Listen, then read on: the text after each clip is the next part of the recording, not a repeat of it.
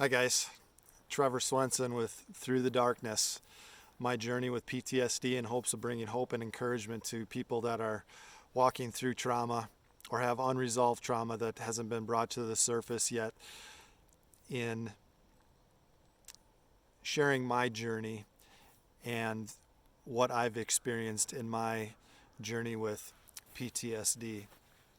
Topic I want to talk about today is validation and how important validation is and how damaging lack of validation or invalidation is in one's walk with trauma and stressor related disorder.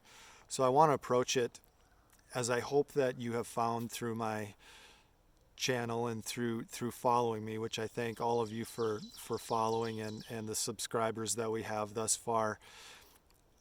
I really hope I can give a perspective on somebody outside of the trauma and somebody inside of the trauma, and that the videos that I put out are applicable to everyday life just as they are to dealing with trauma and stressor disorder.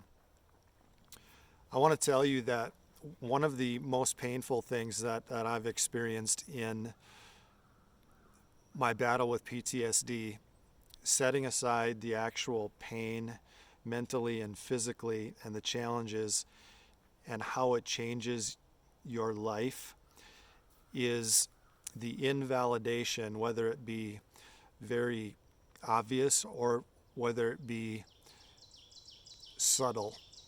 Invalidation to trauma is very damaging.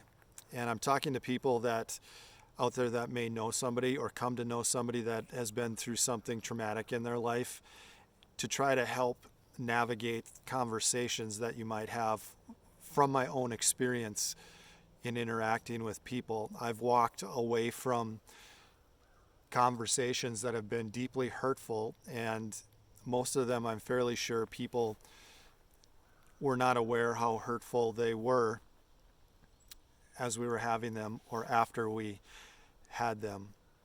I'm going to give you this example to kind of set the tone for what I'm getting at.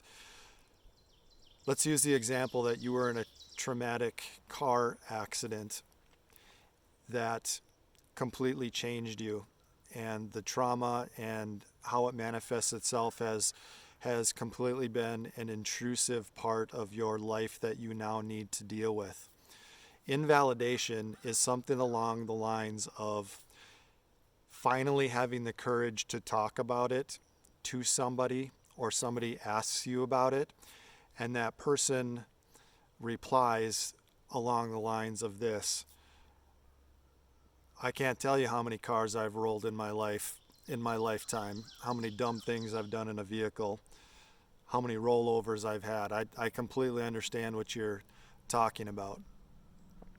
Okay, on the surface, it sounds like an innocent enough comment, but clearly the person making the comment did not have the same outcome as the person that developed PTSD or has a trauma-related disorder because of a car accident.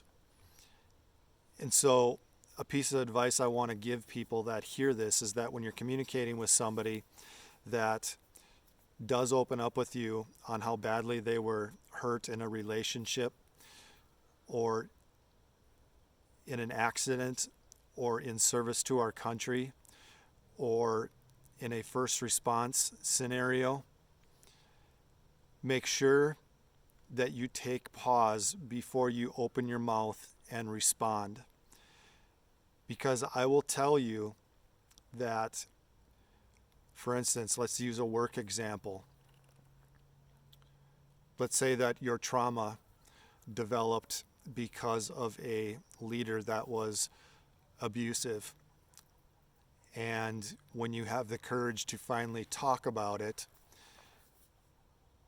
you are met with, I've worked with a lot of people that I really don't like either. It's unfortunate that those people are in the workplace, isn't it? They completely miss the point that your experience caused a permanent injury, a traumatic brain injury that has changed your quality of life, that has changed how you look at people, that has changed how you function on a daily basis. That is a very invalidating comment. And even if it is an accidental slip up on somebody's part, it is nonetheless very damaging to the person that has experienced trauma that has completely changed the direction of their life, just like it has me. I use another example.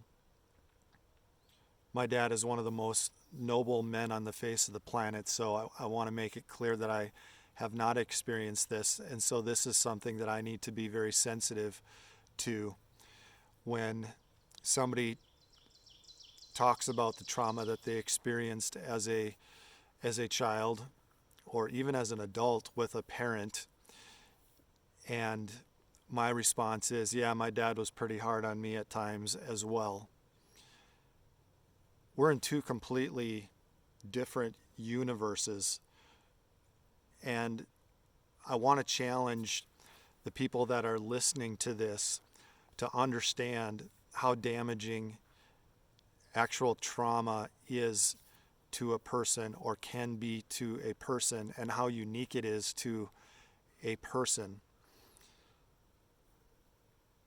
The way I choose to look at it now is that I am very, very careful to listen, and I am very careful in making sure that I validate people's traumatic experiences no matter what the background is, whether it be sexual abuse or physical abuse or verbal abuse or narcissistic abuse. However the abuse came about, you need to understand that if you don't struggle from a trauma and stressor related disorder, that it will be very, very difficult for you to put yourself into the scenario, the feelings and the upheaval and the unrest that that person is walking through in their life. At the same time, validation is one of the most powerful things that you can do with a person that is struggling with PTSD as well. And I tell my wife this all the time, that it never gets old hearing from people in my life through her that I've had a positive impact on in having been in their life. It is very healing. It is very fulfilling. It gives purpose to my pain. It gives a sense of it was worth what I walk through if it was for the betterment of somebody else's life. And I don't want to go into specifics on the things that have been said to me over the past years that were incredibly hurtful because they were incredibly invalidating. But I just want to give you the advice to have a soft and compassionate heart and to take into consideration what PTSD does to somebody's life and how it completely changes their quality of life and how it gives them an entirely different set of circumstances to navigate, a lot of which can be, just ate a mosquito, tasted good, that can be incredibly difficult to navigate. Imagine not knowing whether or not you could get out of bed because of depression, or not being able to leave the house because of anxiety, or having to miss your kids' activities because of social aversion, to wrestle with suicidal thoughts and beat them off with a baseball bat on a daily basis, to completely lose interest in everything that you are passionate about in life and look forward to doing. Imagine how that would impact your life and how differently it would change the lens that you look at life through. And so my point tonight is that I ask you to have a very, very soft heart when you are interacting with people that have been affected by trauma and stressor-related disorder. I ask you to think about the questions that you ask them. I ask you to do your very best to feel what they might be feeling and might be dealing with, and how that might look and change your life, because it makes a huge difference. One of the things that is so uplifting in the battle with PTSD are the soft and kind and empathetic and compassionate words that come from people when they know what you've been through, what you've endured, and what you have persevered. And a lot of times, they are the things that keep you going in the fight. And I never miss an opportunity when I get a text or when I get an email or when somebody reaches out and says something deep to me, to respond in a deep manner and to tell them how timely their comment was, how empowering their comment was, and how badly needed their comment was.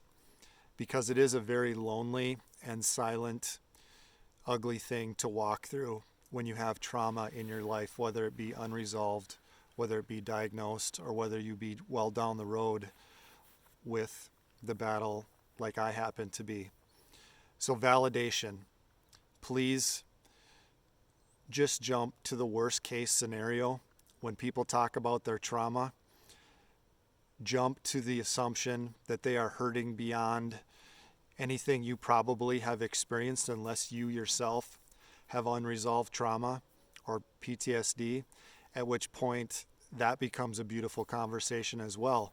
Because some of the deepest, most meaningful conversations that I've had, even since starting this channel, people that have reached out with trauma of their own, is that when broken people interact with broken people, there is something incredible that takes place. There's this realization that we are all in this together, that we are all broken, that we are all going to face adversity. And I will tell you that if you were to ask me who I would want to go into battle with, whether it would be a battle-scarred person that has been there, done that, and that can show the scars of what real battle looks like, or somebody who is straight out of boot camp with all the enthusiasm in the world but has no idea about trauma, I will tell you that I would pick the person with the most scars to walk through life with every single time. Those of us that are struggling with PTSD, that have had traumatic experiences, are actually incredibly valuable assets to this world, because people need to know that there's hope. People need to know that there is grace. People need to know that this is not the end. It's the beginning of better days ahead. It's the start of a new chapter. So I just wanted to talk today on the importance of validation in trauma and validation of people, and how empowering and important that is when you interact with people. Thank you for joining me. I would ask you to click and subscribe. I can't wait to keep putting out more topics as we walk through PTSD and trauma and unresolved trauma. I really hope that it's helpful hearing from somebody that's walking the walk and that has the hope and the belief that God isn't done yet. I believe that for you, and I believe that for me. I can't wait to see you next time.